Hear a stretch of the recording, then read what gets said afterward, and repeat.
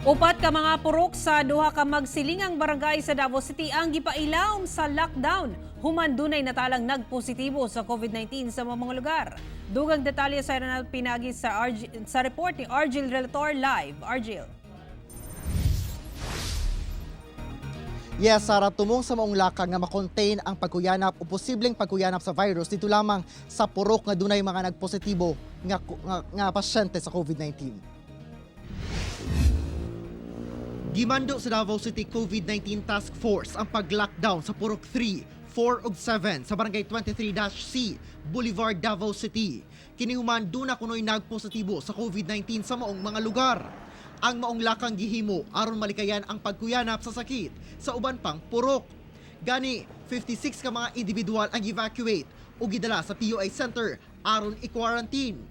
Usa sa mga frontliner nga magpatuman sa lockdown ang kapulisan ubos sa Santa Ana Police Station. Ano to, siguruhon nga ang entrance ug exit kontrolado na nila kay considering nga lockdown na wa na makasulod og basta makagawas.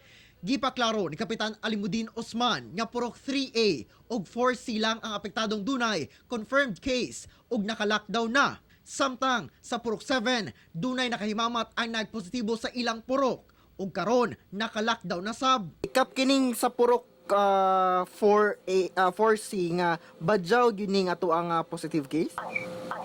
Yes. Badyaw gyud ang na positibo ito.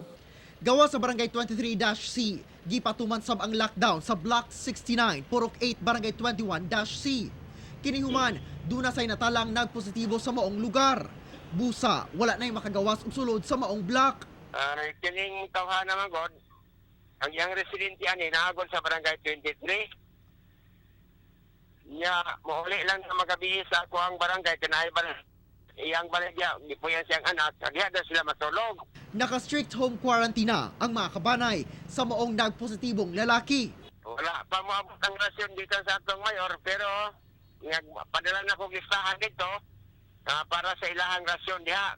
Bisan purok lang ang gilockdown, ang matag entrada sa mga dalan, dunay mga barikada ug nakabantay.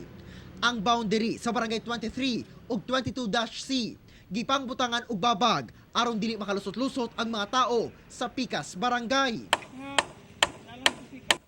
Gani ang barangay 29-C, nagpanday og pangbarikada sa ilang entrada sa barangay.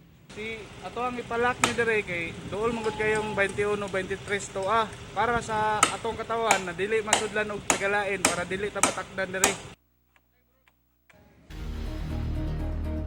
Sara, sumala sa kapitan sa barangay 21-C nga na sa stable condition ang pasyente nga natala nga gikan sa ilahang barangay og asymptomatic sab o walay nabati sintomas ang kining mga kabanay niya. Sa karon wala pa masuta hangtod kanus-a ipatuman ang lockdown sa duha ka mga barangay. Sara. Okay, daghang salamat, Argil Relator.